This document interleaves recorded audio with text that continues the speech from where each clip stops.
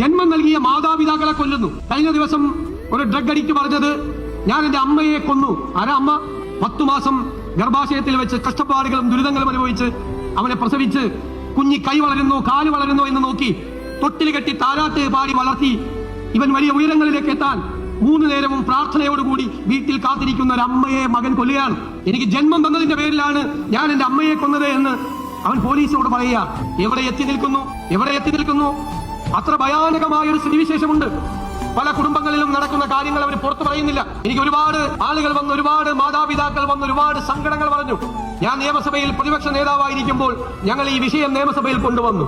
ഞാൻ നിറകണ്ണുകളോട് പറഞ്ഞു, എന്റെ അടുത്ത് വന്ന് ഈ അഡിക്സ് ഉള്ള വീടുകളിലെ മാതാപിതാക്കൾ, കുടുംബാംഗങ്ങൾ പറഞ്ഞ കാര്യം എനിക്ക് പുറത്തു പറയാൻ പറ്റില്ല. ആ കുടുംബങ്ങളിൽ അവരനുഭവിക്കുന്ന ദുഃഖം, അവരനുഭവിക്കുന്ന പീഡാനുഭവങ്ങൾ നമുക്ക് വിശേഷിപ്പിക്കാൻ കഴിയില്ല. കാരണം ഇവരെ നിയന്ത്രിക്കുന്നത് അവരല്ല, ഈ മയക്കുമരുന്നാണ്. നമുക്കൊരു പ്രതിജ്ഞ എടുക്കണ്ടേ? ഈ മയക്കുമരുന്നിനെ നമ്മൾ കേരളത്തിന്റെ മണ്ണിൽ നിന്ന്, നമ്മൾ ഈ ശൃംഖലയെ നമ്മൾ ആട്ടി ഓടിക്കുക തന്നെ ചെയ്യും, ഒരു സംശയവും വേണ്ട. അത് ഈ നാടിന്റെ യുവത്വത്തിന് വേണ്ടി, ഈ നാട് മുഴുവൻ ഒറ്റക്കെട്ടായി എടുക്കുന്ന ഒരു തീരുമാനമാണ്. ഈ കേരളത്തിന്റെ മണ്ണിൽ ഈ മയക്കുമരുന്ന് ശൃംഖലയെ, ഈ മാഫിയയെ നമ്മൾ വാഴാൻ അനുവദിക്കില്ല.